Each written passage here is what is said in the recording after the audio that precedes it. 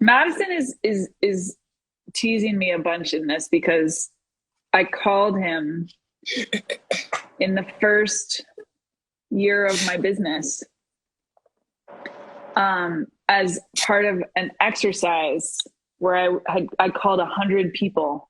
I had 100 conversations with Pause, people. Okay. because that's amazing. That was given to you. Why did you do that? David Nagel told me to. David Nagan, what was his reasoning to make you call 100 people from your phone book, from your Yeah, contact book? these were Correct. cold calls. So he didn't tell Cold me call he your just was contact. like, do it. And he told me to do it in a week. I took longer, but I was supposed to do it in a week. Okay. Okay. And yeah, it was an assignment that he gave, I'm sure he still does, to a lot of his clients to overcome their fear of sales, actually. Hmm. David Nagel is a genius at action that gets us over some threshold that we otherwise just won't be able to cross. So this was one of those for me. It was like I was having sales calls before this for a year, but I had never had 100 in one go, and I had done very few cold calls at that point, and I was terrified. I was terrified of people judging me. I thought that people would think I was an asshole or cruel or evil or something like that. Um, I don't even remember calling Vanessa. Amazing. I was just like, I just got to get through it. Okay, who's next? Um, and out of the 100 people that I called, Madison really stood out because I was afraid that 100 out of 100 people would hang up on me and never speak to me again. I think that's the truth. So I procrastinated doing the assignment longer than any other assignment that I had ever done because I was so afraid. And I come from a long line of people pleasers and was just unprepared for the rejection. And I think that's so important because it's the first time that I was really faced with confronting, like, which do I care about more? Do I care about what people think of me? Or do I care about doing this service that I know I've been called to do?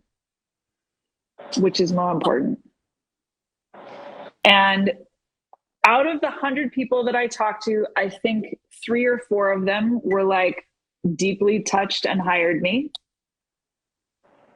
Maybe 50 of them were like somewhere between neutral and positive about the conversation, but didn't want to do any work together. Maybe 44 of them were not interested, and I could tell it wasn't like their favorite conversation, but they didn't hang up on me, you know? And then there was Madison. And Yes. Madison was like, literally within 30 seconds, he was like, "Are you trying to sell me something?" And I think that what I said back, Madison, correct me if I'm wrong, I was like, "I don't know yet. I don't know. I don't think I was as confident saying that as I am now, but I think I was like, I genuinely like not sure, especially now that you're coming after me like this. And Madison and I were friends, so it's not like you didn't know me, you know. Um, and we didn't talk that long, you know, maybe 10 minutes.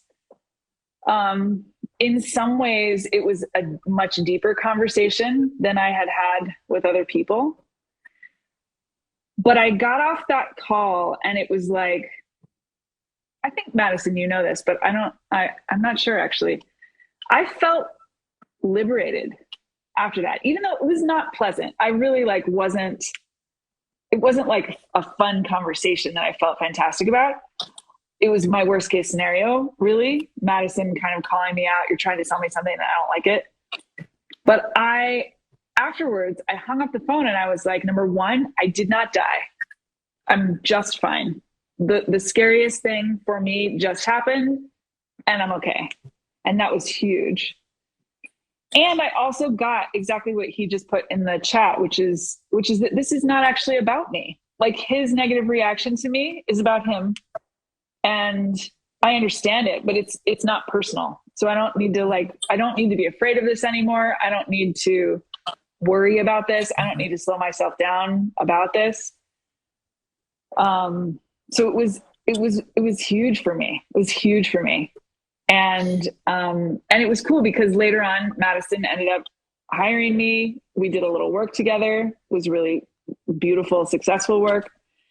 And now Madison, by some chance, is here, and we're like chatting about this. I mean, Madison and I actually have had, there's a few more stories we could tell about sales conversations because we've had a bunch of really fun experiences together.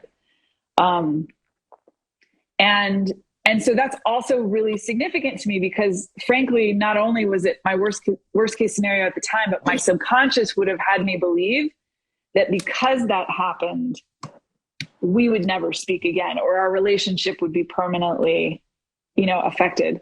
And in fact, that was the beginning of a really much deeper component of our relationship that has just continued to evolve.